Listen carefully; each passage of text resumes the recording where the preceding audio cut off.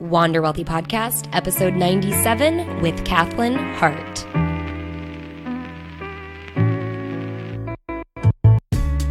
What is up, listeners of the Wander Wealthy Podcast? My name is Tess Wicks. I'm the host if you're new to the show. And today we're doing a little interview. I am joined by Kathlyn Hart, who I also like to call Kat, so she goes by either. And she is a negotiating expert. She's also someone I've met a while ago. She's part of the financial blogger community, or financial, I don't know what we call ourselves anymore, but the financial content creator community.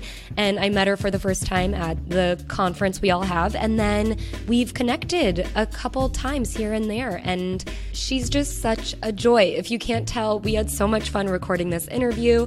I just love her personality, and all of the great tips that she was so generous to give me and you guys. Let me tell you a little bit about Kat and then tell you what to expect from this interview. So Kat is a financial empowerment coach and a motivational speaker who supports ambitious women to earn more.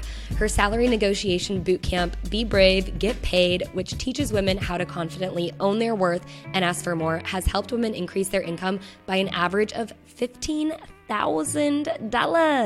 She also has a podcast called The Kathlyn Hart Show, so you'll definitely have to check that out. She interviews entrepreneurial women about their journey from dreaming to doing.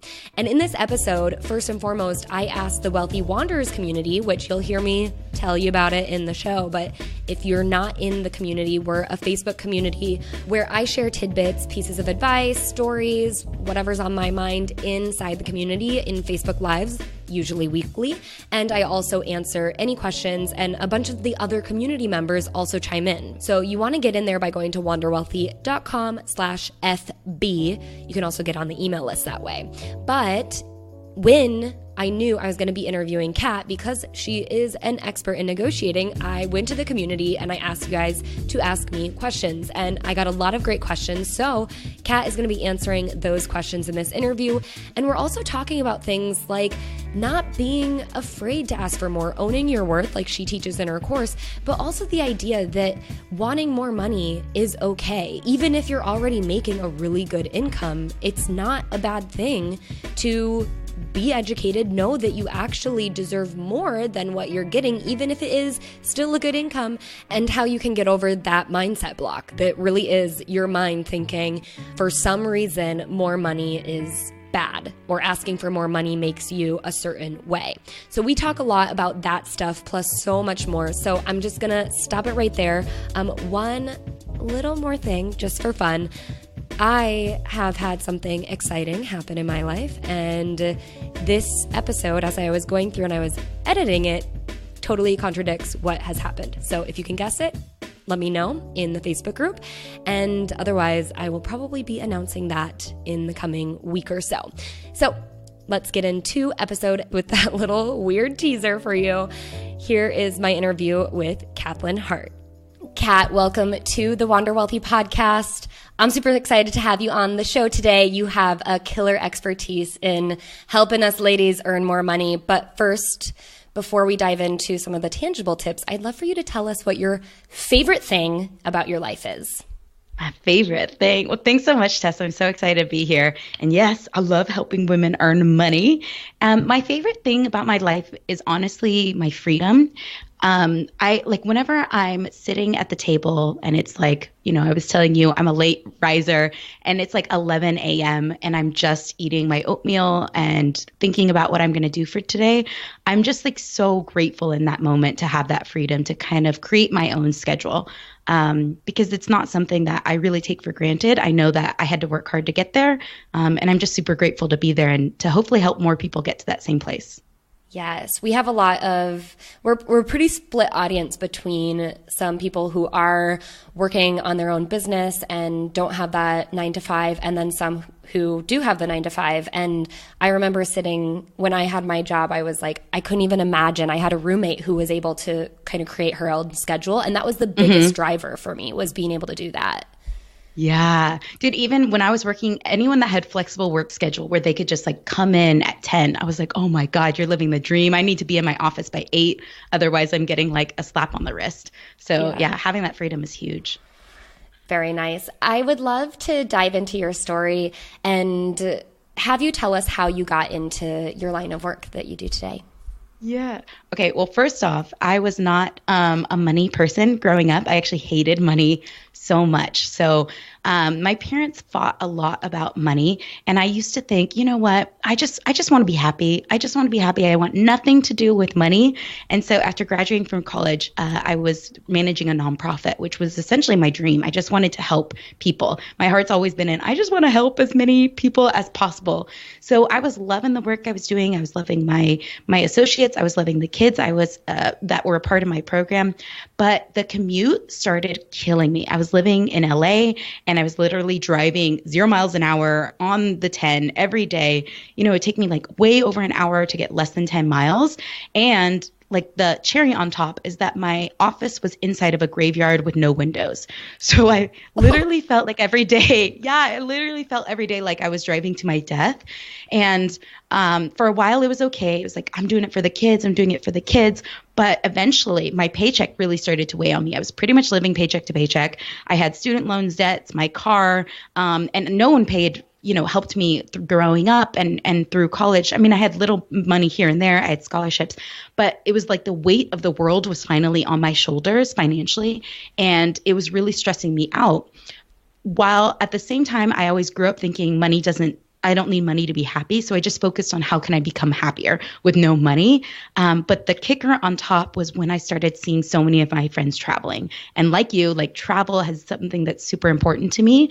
And when I kept getting invited to trip after trip, and I would constantly have to say no, not only to these trips, but all these other things in my life, I was like, I got to do something about it. And so that's when I started really, super getting in control of my money, learning how do I negotiate my salary? How do I pay down my debt? How do I start investing? And that really turned my life around. But I didn't think at the time that would be what I would help other people do. I really just wanted to save up enough money to quit my job and travel. So I eventually made that happen. About 3 years later, I had $16,000 saved. I had already started investing and things like that. And I was able to quit my job and travel. And while I was traveling, I was like, how do I make this last forever? Was essentially the mentality. So I started started my first business, essentially helping business owners get out there. So I would meet companies when I was traveling. I was just like, you guys are kick-ass. Like, more people need to know about you. So working with my boyfriend, who's now my fiance, hopefully my husband at some point when you're listening to this, we just kind of combined our skills. I do more design. He does more of the back end. And we put those together and started helping companies. And, that's really been one of the main things that's helped me to start dabbling in how do I want to continue putting my expertise out there and helping other people. Because I don't want to go back to the nonprofit world. I want to donate to nonprofits, but I want to continue still doing good. So it's been a process of figuring out how can I do good in this world. And eventually my work around salary negotiation has been just one of those things. I love helping people learn how to talk about themselves in a way in which they'll get more money. Because I think that even though I used to believe money doesn't buy you happiness, I now see that it allows you freedom. It may not equal happiness, but it does equal greater freedom. Yeah. There's so many like money stories tied up in there. And some things I want to talk about are specifically because you went into the nonprofit sector. I feel like a lot of us when we grow into this role of being service providers and really doing acts of service and working for nonprofits and other organizations, or wanting to be able to give and be charitable, it can also feel like, I think there's two lines of or groups of people. There's obviously people who are extremely wealthy and they have all the money they can give to charity. And we understand like, okay, that's what you can be capable of doing. But I think it's really hard for people who aren't yet even, they might be living paycheck to paycheck to create the mindset of how can I be charitable, but also want to like have more money, because we think like, oh, well, the way we can give is through our time and through not, costing as much or being able to have a job at a nonprofit. I would love for you to just kind of like talk about how, if that was a challenge for you, or if you've worked with people who do have that mentality, how to get around that. Yeah. No, that was, I mean, I definitely used to see it like in extremes, I would say. Like, I always thought that's them and this is me, right? Like, I am not a part of that. And even growing up, like my parents had me transferred to like a better school that was up the hill in a different city. And I would drive up the hill and just see the houses get nicer and nicer and nicer. And a lot of my peers had the most amazing clothes. You know, I was shopping at Target and Payless, and they were shopping at the time at like Limited Too, or getting like Tommy Hilfiger shirts at Macy's. Oh my God. My parents were like, no, we are not getting you that Virgo t-shirt for $45 that you are going to grow out of in probably a year. So for me, like, it was always a us versus them. And when I was in nonprofit, I definitely thought, well, like, this is me, and this is the most honorable way that I can do it. Like, I don't want to be greedy. I don't need all those fancy things. I don't need shiny t-shirts or whatever in order to be happy. Like, I do good. But when I started negotiating my first paycheck within that nonprofit, a lot of the time, the real reality was like, they were like, we don't have the money. Like, we actually are at the cap for you, for this position, and we can't. We know that you do good, but we can't. And so much of our programs were based off of grants that we got either through government or individual donors. And so it started clicking for me to say, okay, in order for me to do the quote unquote honorable work, somebody has to be funneling in that paycheck. And so I started to see that actually those people are just as honorable. And I started shifting my belief of like I said, I want to donate to nonprofits right now. Like, I'm not currently going to be working in one, but I'm happy to donate because I know that that's going to give to continue doing the honorable work that the people underneath that umbrella are doing. So my mindset started shifting to say, wow, how can I be one of those boss ass individuals that are just like throwing down thousands here and there, wherever, to help, you know, organizations that they think are wonderful. I always think about this when I think about the arts, right? Like, you know, I was in band growing up, and band is one of those things that is one of the first activities to go when a school loses money, because it's like, like, we don't need money for instruments and band and the arts. But so much of, you know, creativity in our world and our expression is through things that are like dance or band or art. And if it wasn't for individuals who saw that and were funneling money into that, it wouldn't exist. And what a boring world that would be if we didn't have those things. Yeah. And I love that you talk about like being able to do the honorable work, and you can do that in so many different ways. Totally. So you brought up a point that I think will really easily transition us into talking about the tangible tips, which is around negotiating and earning more in general. But I think for a lot of our listeners, it really is coming down to negotiating, whether it's your salary or it's a fee that you're charging someone even. But I sourced some questions as well from the Wealthy Wanderers Facebook community, which if you're not in, you can get in. We'll link it in the description of the show. Go get it. Go get it. And a lot of them are with their current employer. And when you had talked about, you know, being at that pay cap for you, some of the questions are about like, I feel like my employer got a little bit upset or something. So we're going to get into that. But before, I'd love to just introduce the topic and have you kind of share why you think we've all heard the statistics. We all know we don't have pay equality between genders. What do you think holds women back for the most part, back from earning more than what we have the potential to earn? Yeah, there is so many layers to this. You're right. And like, we can dig into like, systemic and different views that we have, and role models and ambition. There's so many layers to it. But I think at the end of the day, for most of the women that I work with, the biggest thing that holds them back is just the self-doubt, not knowing if they really deserve it. It becomes really hard to fight for it. And you may say you really deserve for it, but then if somebody asks you why, so many of us fumble, right? Oh yeah. Your boss will say, okay, well, tell me why. And you're like, I don't know, because I know I work hard. But you have to own your worth on like the deepest level. You have to be like, I bring this to the company. I've helped create this many leads. I am increasing efficiency in this many ways. You have to like own your badassity is one thing that I talk about in my course. Is like, how can you get in touch with that badassity? Because when you do that, you start peeling away any of those self-doubts that you actually are. We do this in so many ways by like what number we give first. We may actually pull back that number and do it slightly lower because we want to maybe not offend or not go too high because we're afraid of what will happen if we actually shoot for that higher number. So self-doubt and our belief about whether or not we are actually worth it is huge. and it affects men too. Like I totally work with men. An interesting one is I helped one recently he had a starting offer that was over $200,000, right? And he was still struggling with, how do I negotiate this? Because for many people, including him, it's like, that's a lot of money. Like, that's a lot of money. So why should I negotiate? So all of us experience it, but it's this feeling of like, I don't know, like, it's pretty good. Like, should I push that? And that self-doubt will creep into your ability to actually speak up and make the ask. Yeah. That like hits so hard and home for me. I was not making $200,000, let's be clear, but I'll be frank. I made $60,000. I think it was $60,000. It's hard for me to remember, straight out of college because I went into the field of actuarial science. And I had an offer for $1,000 more if I stayed in Des Moines, Iowa. But I chose to move to Chicago because I wanted to live in Chicago. But it was only 60,000, not, I don't know, 61. And I didn't ask for more, which I should have. I totally should have, but I didn't because I was like, actually, I think the whole thing was I feel like I'm already making enough and that's plenty. And like, I'm uncomfortable asking for more because this is already a lot of money to me.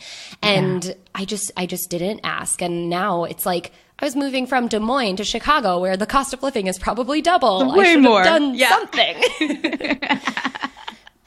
Yeah, you need to get those hot dogs. Yeah, but we let that self-doubt creep in. Yeah, totally. And I think we should speak to everyone, but also the high earners. Like, if you can negotiate it up, you should also be doing it. It's not just like, I don't know, it's too much. It's never too much. It's never too much. And I mean, that's really hard because we're never like, even the images that we see, right, of the greedy people, the rich people. Like, I used to think, I don't want to be like Paris Hilton. I don't want to be one of those, just like don't care about the world, even though I'm sure she's probably a much more kind human being than I've like painted her to be from like the TV stuff that she's done.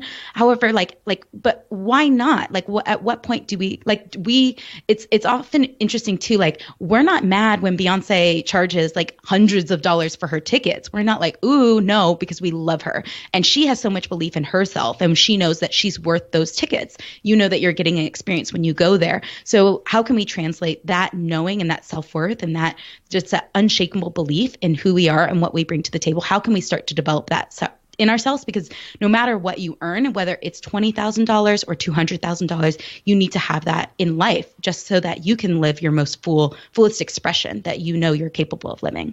Yeah, absolutely. And I love that, like not comparing, but thinking of Paris Hilton and then Beyonce. And it's also just the way like the media and themselves have allowed themselves to be portrayed. And I think, when you think, well, I don't want to be like Paris Hilton, but it's like, you'll just be you with more money. Yeah, exactly. So we've covered negotiating kind of like a step-by-step way on the show before, but I would love to dive a little deeper and get like specific tips. And I think I'd specifically like to dive into, you help women get that badassity. So how can they like feel confident in what they bring to the table? Like, are there tips that you have to help them get, I don't know if they have to have like the data or the stats to back them up so they can feel like I'm not just blowing air out of my behind. Booty hole. Booty hole. Yeah. I mean, my booty hole. There's different steps. Like, I have a course and it basically takes you through all the things. But like one of the first things that we do touch on, which is I think something that's super important to you and anyone that's listening here, is your mindset. So I think that if you're listening to a podcast like this, you're already starting to work on your mindset. So you're probably good there. Then second part is really about understanding the facts. So often we do pull numbers out of our butt. And so we're like, I don't know, I'd like to make 80,000. That would be cool. Or like, oh, if I could just make 35,000, that'd be great. But it's like, but what are the facts? How much does this job actually pay? And the reason that this is super empowering is because oftentimes we're like, oh, if I could just make $5,000 more, or if they can just give me a pay bump of 1,000, that would mean so much. But if you look at the facts, you might actually find out, oh my God, girl or woman, you could be getting $10,000 more, right? And so that's the beauty that comes out of really understanding what you're bringing to the table and doing that research, not just looking online, but also tapping into your network so that you can see, wow, maybe I am actually way undervalued. I've helped people get $35,000 more because they realized through doing that they were seriously undercutting themselves year after year, not asking for the raise that they actually had been deserving for a long time. So are you kind of saying it's never too late? Like once you negotiate that starting salary, you can negotiate up to the salary you're supposed to be making? Yeah. Well, for sure, the starting offer is that's going to set the tone. Right. One, it's going to set the tone for like what those raises and pay bumps, because they'll always say, oh, we can only do 5%, which is generally BS. Like, anything is negotiable. Yeah, but however, 5% of 50,000 is smaller than 5% of 100,000. So that, like, if you can do the proper starting salary, that's good. That would be great. And the other thing I like to remind people that we kind of don't think about is that it's also setting the tone for you as an employee, right? So if you are somebody who accepts the first offer and just shows excitement and goes with it, they know, oh, cool, this is somebody who's just going to take it. Like whatever's given, they're going to go with.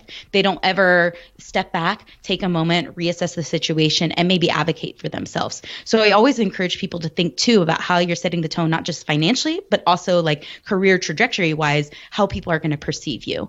Because so often we think, oh, I'm going to look like such an ungrateful ace, right? But no, you might actually come across as a very confident individual that has a lot of potential within this company. Yeah, and like well-researched. Well-researched. But yeah, it's definitely never too late. I've worked with people where they were like, Kat, like I messed up, like I agreed to this offer. So it's never too late to start having that discussion. You don't want to go back and say, oh, I said this and I need more. It's never about that. It's like, you know what? I've actually uncovered that this is slightly underpaid. This is what I would be expecting to make. Is there any way that we can have a conversation about what that might look like in the future?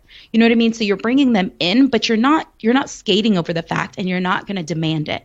You're going to bring them into a conversation. So it's never too late. And then as it comes to raises, it's the same thing. So often we just wait till your yearly review, or we just say we want more. And so we start asking for more instead of creating a plan with your superior, whoever your manager is, or whoever's handling the finances, to say, you know what, this is where I think that we need to be going. How can we get there? How can we work together? And you also need to validate through them that they actually feel like that you are doing the best that you're doing within your job. Once you have them on board with you, then they're going to be much more willing to advocate and work with you to create a plan for growth. Because we have to remember, when we're earning more, we're also bringing more to the table. So it's not like you're just asking for more money. You're saying, how can I help this company grow? And if I'm already helping company grow, how can I continue to work here because I know I'm bringing great value? Yeah, I like that. So I want to get into some of the listener questions. The first one actually wasn't submitted, but I want to know, because I know that in a lot of interview settings, they will ask you, or even on the application, they'll ask you what your salary expectations are. Mm-hmm. And mm-hmm. Of course, there's probably research that you can do, but what would be like a good go-to response? Is it appropriate to give a range, or is it appropriate to say like, you know what, I'd rather have you say it for, I don't know, you tell me. Yeah. So there's different nuances to this. The one thing that I would say, and this is something that people also don't talk about, is that you need to understand whether or not you are on the more senior end or the more junior. And we all pretty much know, like, okay, I'm just graduating from college. So like, I'm definitely on the more junior end, or I've been in this industry for 10 years. We often talk about having them say the first number rather and skit away from this conversation. But if you are somebody who's actually more senior, it works more in your favor when you already know exactly what you want and you just put that out there, because it's probably going to be more than they wanted to do. So if you allowed them to do the number first, that's probably going to be lower. So by saying the salary expectation as a person that's more senior, you're going to set it at a higher rate, and then they can come down or hopefully meet you where you want to be. If you are somebody that's more junior, kind of more mid, this question really depends on where you're at in the interview journey. So if this is your very first interview or the phone interview, then we're not talking this question. This is like dating, right? Nobody's like, oh, so how many kids do you want to have? It's like, okay, back up, sir. Like, I have no idea who you are. I don't even know if I like you yet. So you want to make sure that you are on the same page in terms of like where you're at in this relationship and how in you both are before you start talking numbers. Does that make sense? Yeah, totally. Yeah. Do you have like a go-to line that you can just say, I'm not comfortable talking about this right now? Yeah. Yeah. So we don't want to really say I'm not comfortable talking about it. One way that you can spin it though, especially if it's early, right? They often say in the first interview, like, well, so tell me about what your salary expectations are. You can say something along the lines of, you know what, as long as it's fair and reasonable, I think we can make it work. Do you have any expectations, or are there any budgets that you have in mind for what you want this to pay? So you can spin it back on them in that way, but starting it with, you know what, like, I'm going to be easy to work with. I'm going to, like, as long as it's fair and reasonable, I think we can both agree that we can make this work. Right? Ooh, I like that. You know what I'm saying? I'm going to use that on my boyfriend. As long as it's fair and reasonable, babe. And you don't have to spin it back, because especially in this beginning stage, you might not want to come across as kind of the aggressor, right? But in situations that are appropriate, you can always spin it back. So again, you know, whatever's fair and reasonable, I think we can agree. That's kind of the component of the first part. And if you want to tack on that last part, it's basically asking, you know, it seems like salary expectations are important to you. What have you budgeted for this position? And you're just asking an honest question. They asked you, now it's your turn. You can ask them. Cool. So the next question, Alicia asked about a specific role, but I'd like to broaden it a little bit and just talk about, you know, if you're still in school, you have some schooling, obviously, maybe you have internship experience, but you don't have, you know, the experience going into this job. What's the best way to educate yourself on what a reasonable starting salary would be to aim for? Yeah, totally. Well, hey, Alicia, this is a really, really great question. And it's all going to depend in terms of a reasonable starting salary. There's so many things in terms of where you're located at, what's the industry, what the company is like, how big the company is. All those factors will play a role. So you can't really say, well, what's a reasonable starting salary, even though we would all love to just be like, okay, out of college, we're all getting 40,000, we're all getting 60,000 or 61,000.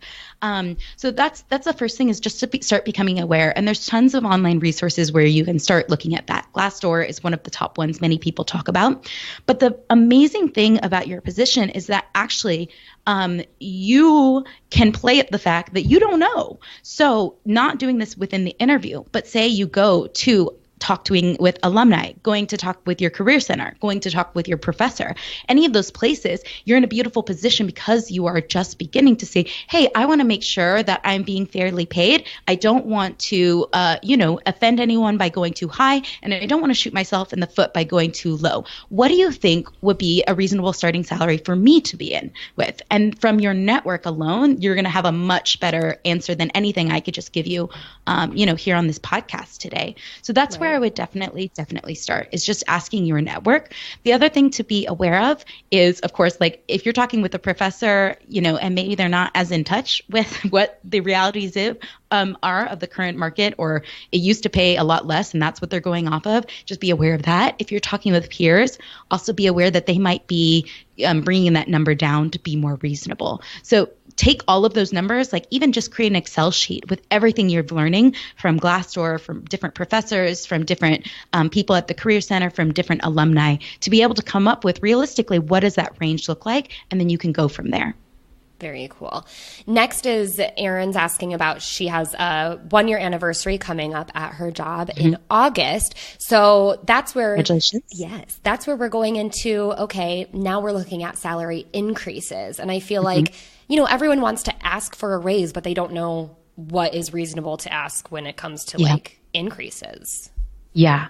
So the same thing applies here. And Erin, this is such a good question too. It's like, how much should I ask for? We talked about how, Tess brought up, 5% increase is a lot different if you were 50,000 versus 100,000. So the first thing that you really want to understand is, at your current job, are you actually getting paid fair? Is it fair, and is it reasonable, and is it reflective of the work that you've been doing? So the same thing that we said for Alicia, you want to be doing that research, tapping into online things as well as your network to understand. The next thing within a company, because each company is so different, like I said about the nonprofit, it became very clear. They gave me a bump, but they were like, this is honestly, Kat, like we are being completely transparent. This is as much as we can do.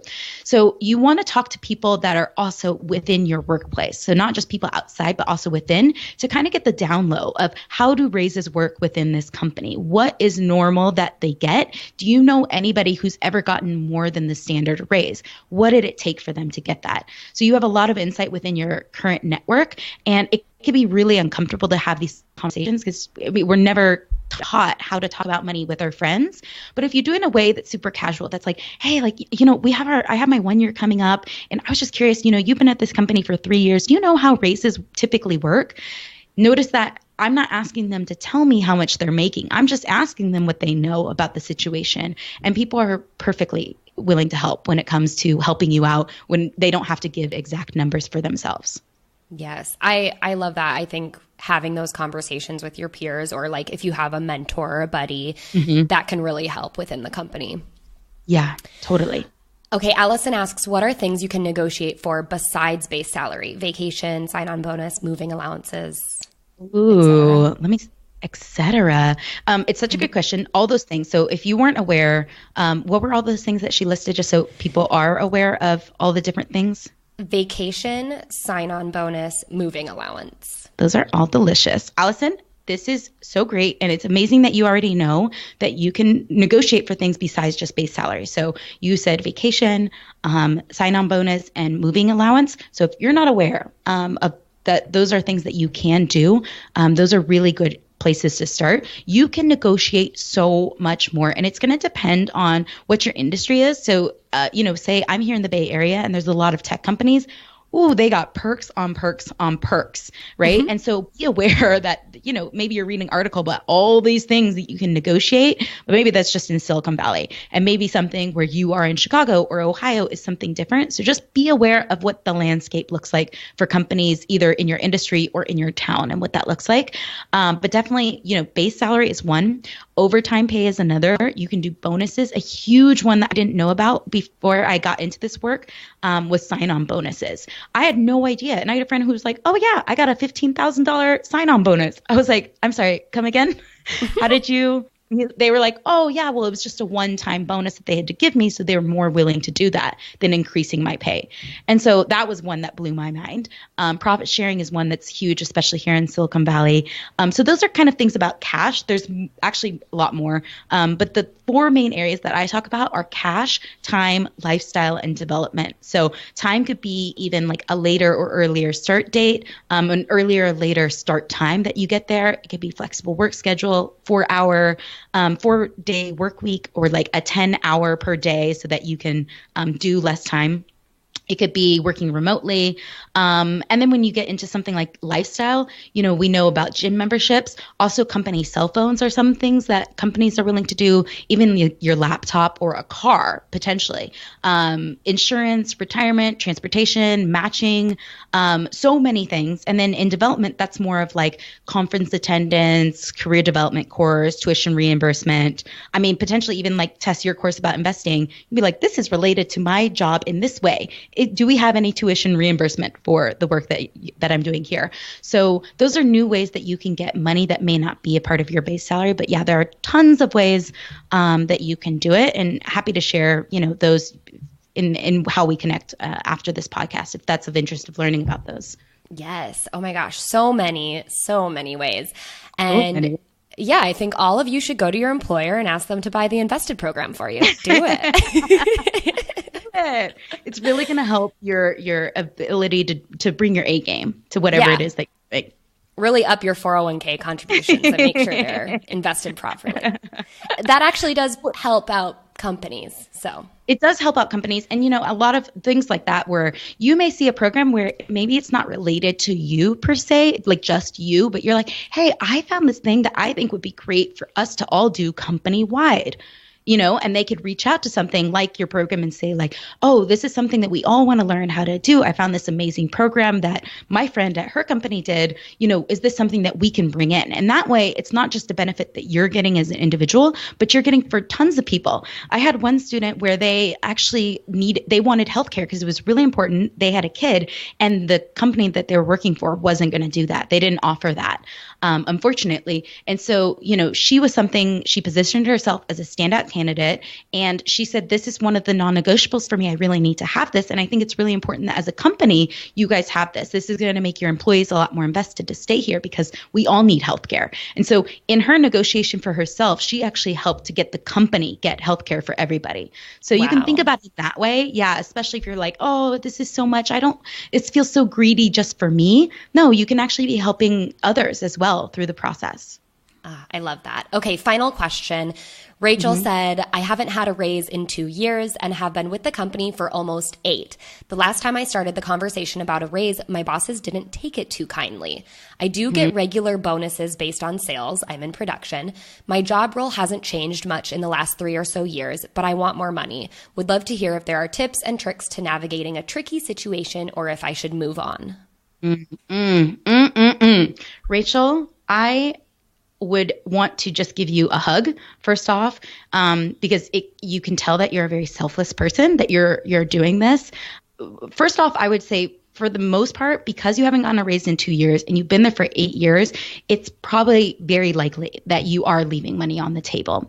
Now, I would want to know from your bosses why they didn't take it kindly. Was it your approach and how you kind of had the conversation? Maybe you just asked them on the fly, or was it the fact that this is maybe kind of like a jerk boss who isn't willing to do this and have this sort of conversation? Or is it potentially even the company? The company's not doing well and they can't have this sort of conversation. Your boss may have a lot of pressure put on them of how can we cut costs, and now you're bringing up the fact that you need to ask for more. So there's different situations that I'd want to dig in for you more personally, but I would say that as a whole, yes, definitely you should be having this conversation. I would say the same thing that we said earlier of like learning about how raises work within your company. If you can ask around and learn, you guys, I haven't gotten a raise in the past 2 years. Do you know if anyone's getting raises right now? Like, do you know what's going on with the company? You could even potentially bring this up to HR to be like, hey, I just want to learn more about what it looks like in terms of compensation, and just get the facts. You're not attacking anybody. You're not, putting it on them and saying this is a us versus them. You're just trying to learn about the situation. But I would definitely say that the best thing that you should be doing before you just call it quits and move on is you should definitely be starting to beef up that resume, because the best negotiators will always have another option. If you have something that is in the other side of the field that you can easily take, then you're going to feel a lot more confident having that conversation with your boss, and you're going to feel a lot more confident to continue having that conversation anytime they don't take it kindly, so that you can make sure that you get it. And yeah, definitely if they just keep pushing back on it, you're like again and again, and you have some opportunities that are coming up, I say move on. Personally, I say move on. Kat, you just spit fire. I'm right there. That was so fun. Oh, I'm glad. I just get on a soapbox, and I think this is why I love what I do. I'm just like, let's get you money. How can we make this happen? It's just so fun for me. So I loved it, and I'm glad we got to dig into some questions. Awesome. Okay, we're going to go into the money round. I'm going to ask you one question because I know we're getting a little long. One question about your current money plan. How do you earn money? What do you spend money on? And what do you save? I'm sorry, that's 3 questions, but it's all wrapped in one. Okay. Well, the first one is, how do I spend money? How do you earn money? How do I earn money? So I earn money through my course, which is called Be Brave, Get Paid. I'm helping women, badass women like you, earn more.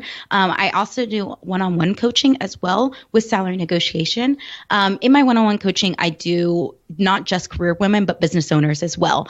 How can they either increase their pricing, or also what are strategies that we need to move around? Whether it's, we need to work on your sales funnel and talking about your work in a more badass way so that it conveys what you're actually bringing to the table. So yeah, the course and one-on-one coaching. I do speaking. At this point, I do get paid, but I don't get paid as much as I would like. So that's definitely something that I'm digging more and more into, and I think will just, naturally happen over time. And let's see, what else? I don't really do affiliate things or a bigger level for companies that need help with their marketing and how to put themselves out there. But again, it kind of always goes back to how can I help people earn more? Very cool. What do you spend your money on? What do I spend my money on? Okay, I spend my money recently. I've been buying so many plants because they've been making me so happy. So I've got a lot of plants recently. I recently got a new crystal, which I love.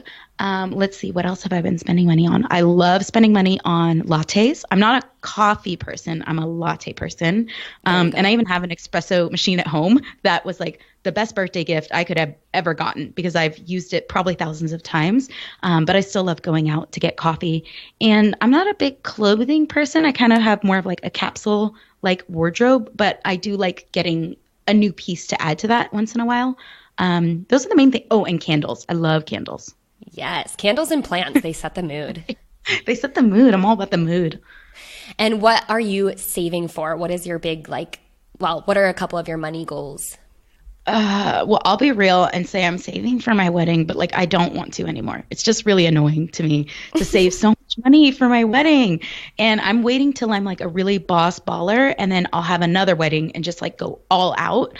There you go. But at this point, I am saving for my wedding, and it's just annoying because I just feel like it's a little silly at this point. We've been engaged for like 2 years, and this is like, we're just like, when are we going to make this happen? We both have our own business, so it's like there's always more to do with the business than to plan a wedding. I'm like, I don't care about the cake. I don't care about any of those things. So that's the biggest thing. After that, it'll be saving for a home. Awesome. I'm not even engaged, but I'm looking for friends to recruit to just plan my wedding for me because I know I'm not going to make it a priority. I for sure won't. All right, we're going to go into the quick and dirty Q&A round to wrap up the show, starting off with your most used app on your phone that isn't social media related. I like really struggle to even think about what that would be. I feel like my fingers go to Instagram like it's like it's a ghost doing it. I don't know how it always goes there. But probably the other apps that I use, or if I had to pick one app, it would be podcasts. I listen to a lot of podcasts and Audible. I'm kind of like, I used to not be an audio consumer, but now I really am. I just love those two formats. I know you asked for only one, but I'll give three. And YouTube. I listen to YouTube things as I go to sleep, just to, plant in my subconscious brain all the goodness. Oh, I thought you were going to say ASMR videos. You wish. I know you would give me a job. I could be an ASMR YouTuber. I know. I love your voice. I feel like I love your voice. I feel like you're going to have something good for this. What is one random thing you just can't stop thinking about? Okay, well, I just can't. Okay, literally the first thought that came up, but I don't think about this. But the first thought was like disco. I randomly think about disco, and I was like, no, you don't. So the most I don't know where that came from. It was random though. Oh, okay. So I've been thinking about this a lot, and probably people will be like, what? And I'm all about the manifestation. So I'm gonna put it out here, and if this actually happens, I will like die. So HGTV is my favorite channel of all time, and I actually don't have it because I just have Netflix these days, but I still love it. Anytime I go to my mom's, I'm like, can I watch HGTV?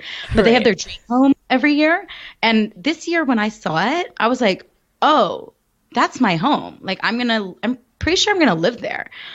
So I've been thinking about that a lot. Like I entered the sweepstakes, and so I'll be waiting. Like in a few weeks, I should know if that's gonna be my home. But I've been thinking about it a lot. I'm like, I can't wait to have that as my home. It's gonna be so cool. I'm really excited for you. Yeah, you can come on over. I will. Yeah, there's a hot tub outside. It's gorgeous. Ooh, I need to look this up. I'm gonna go Google it when we're done here. Who is your favorite person to follow on social media? That's you. I don't know if I like have a favorite, to be quite honest. I go through times where I'm like, inspiration, and then I'm like, too much inspiration, gotta get off. And then I'm like, dogs, and then I gotta get off it. Right now I love I don't know if I'm saying it right, but Katana Comics. Do you know them? No. They are like, oh my gosh, they have the best comics that every single one, I'm like, that's me. That is me, and that is Randy, my fiance. I'm like, that's us. So I love their comics. It always just makes me smile and happy because it's like the random things we all do as couples, like behind closed doors, or just like that we do that only our partners know about. So it just tickles me to death. I love them. So cool. I will try to find them, and I'll link them up in the show notes so everyone else can watch. Okay, sounds good. What is your favorite money book? Favorite money book. My favorite money book that I read the most, like on a regular basis, is Think and Grow Rich.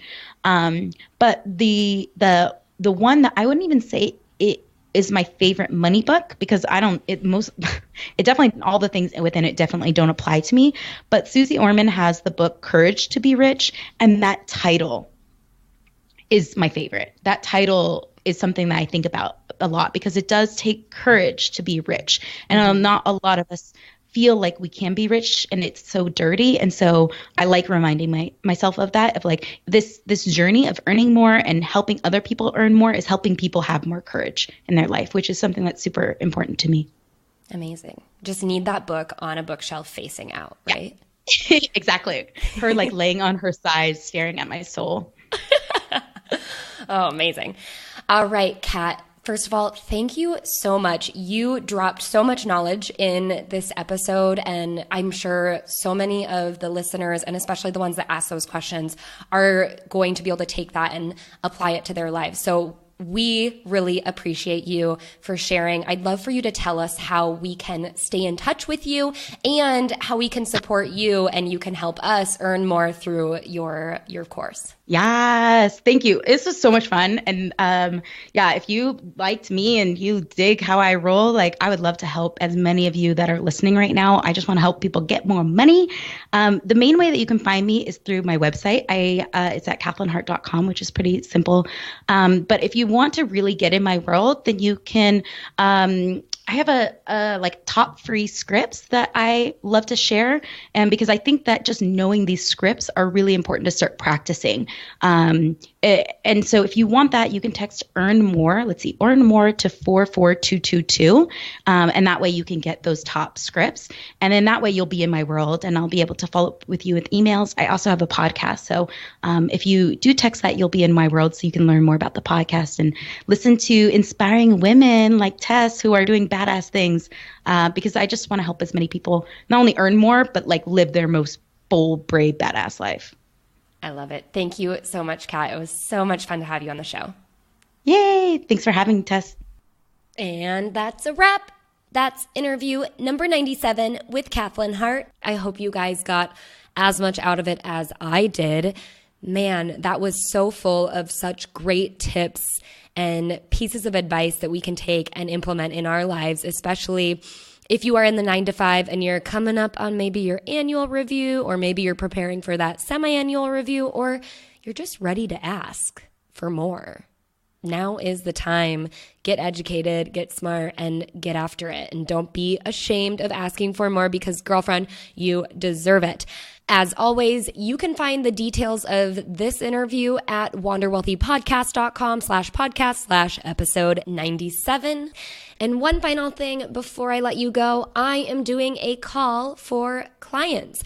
I've had my client coaching fill up crazily this winter. I guess I can't call it spring yet, but I am booking out 4 more spots for the spring season, so to speak, meaning I have about 4 more availabilities left for coaching clients to get on my calendar before my calendar is taken. Now, here's how you'll know if money coaching is for you and if you would be a good fit for my money coaching program. First and foremost, if you're listening to this podcast, you are 80% of the way there. Most of my clients come from the podcast because you ladies are dedicated. You know that it now is the time to step up and make the smart financial decisions and take care of your money like maybe you've been taking care of other things in the past, and this is your year. Maybe you finished 2018 and you felt like, holy moly, I made good money, but I feel like I have nothing to show for it. Or maybe you're 2 to 3 months into 2019 and you're feeling that way. You have a good job, you're making the money that you were planning on making, but for some reason you have credit card debt, or your spending just feels like maybe it's out of control, or maybe you don't know your spending is out of control, but you're not able to save money or build your investments or do some of the big money moves that you feel like you're ready to do, but you're maybe too afraid. That is the perfect person who is ready for coaching. And if you resonate with any of those feelings, those experiences, then you might be the perfect fit to get with me, a money coach, and we'll work out a plan for you. When I work with my clients one-on-one, it is very personalized. We determine your financial picture. What are we starting with today? And then we start outlining what those next steps can be. For a lot of people, they're just too afraid to make that step and commit because they're not sure if it's the right one. And I want to help you feel so confident, but also empowered and knowledgeable that it is the right step. And we'll work together along this journey for 3 to 6 months to get your finances in order and prepare you for managing your finances with the confidence and the wealthy mindset that you should be having, that you can absolutely have after we work together. So if you're interested, like I said, I have a few spots left for the spring season, spring into summer, depending on how long we work together. I'm so ready to work with more clients, get you all on board.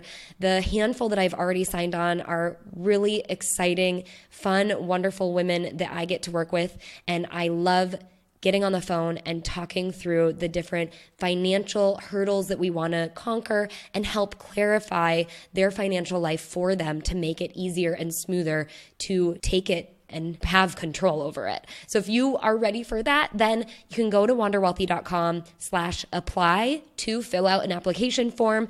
And there's also a spot for you to sign up for a discovery call. We'll hop on a 30-minute, totally free, no strings attached call where we'll discuss your challenges and your goals, start thinking about some things you could be doing in the meantime, and then see if coaching is right for you. So if that sounds like a great opportunity for you to hop on a discovery call at the very least, then I would love, love, love to speak with you. You can go to wanderwealthy.com/apply to apply. All right, that's all I have today. Thank you so much for listening, for being a part of this community, and for showing up for yourself, getting educated, getting inspired, and feeling empowered to tackle this financial life that we're all living. Until next time, I hope you wander wealthy.